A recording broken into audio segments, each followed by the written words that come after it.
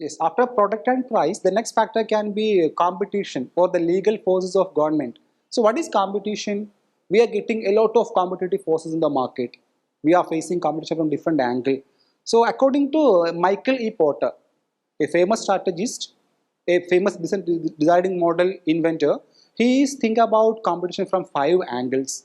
They are known as five forces of market competition by Michael E. Porter or Porter's five force model. See the diagram is illustrating the five forces. The first force is among within the industry how you are getting the competition. That is what known as rivalry among existing competitors. That's a circle, rivalry among existing competitors. So how the existing competitors are competing one another. So think about the telecom circle of Kerala, how these Vodafone, Idea, Airtel and Jio is competing all together.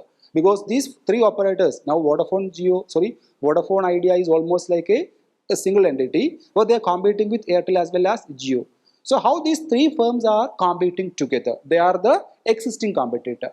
See, think about the upper one, the marginal competitors. Who are marginal competitors? Remaining operators like BSNL or something like Uninor, Vodafone, MTS, all these are another type of competitors. They are not competing them directly, but they have power to compete them. They are known as marginal competitors. Then the down one, threat of substitute product. Always there are different substitute products are getting. For example, WhatsApp calling, IMO, video call by G. There are so many operators are giving the facility for a calling system. That is a competition for the real telecom operators. Then your left side and right side, there is a bargaining power of your producer as well as bargaining power of consumer, suppliers and consumer. So suppliers mean those who are providing input for you, those who are providing technology for you, those who are providing business consultancy for you. That is their supplier. And after finishing the product, when you're selling to consumer, they are competing, they are giving their negotiation power, they are bargaining for less prices. So in brief, a market competition can be in the five angles. They are given by a famous strategist. He is known as Michael E. Porter. According to Michael E. Porter, there are five forces. That is not your syllabus anyway. Just understand a market is forced by five elements. So the market is featured with product, price, competition, legal forces.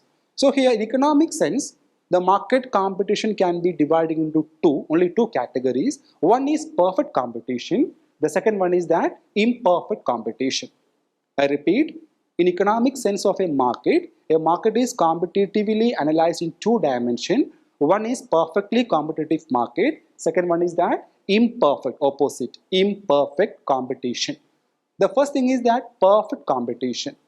It is a theoretical market. We know that nothing is perfect in the world. So the word indicating that perfect competition. So what can be perfect competition? Assume that there is a market at which all sellers are selling same type of product and all buyers are buying equal level of quantity from the required market or from their required product. If there is any market is existing in the world, they are known as perfectly competitive market or pure competition. There is no practical examples of this type of market in the world where all are not equal. See the features of perfect competition. The first one is that there are large number of buyers and sellers. As we know that a market is always featured with buyers and sellers or producer and consumer. The second one is that homogeneous product. Homogeneous product. All are selling equal product. There is no difference between Jio, Vodafone Idea or Airtel or Uninor or Videocon. There is no difference. Assume that if there is no such differences, they are known as homogeneous product. But we cannot say that practically there is no such product, homogeneity. The third one is that seller is a price taker. So whatever the price fixing by the industry, we have to accept the price. That is what known as seller is a price taker.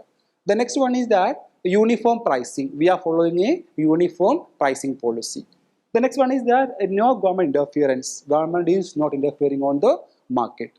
That there is no promotional or advertisement cost.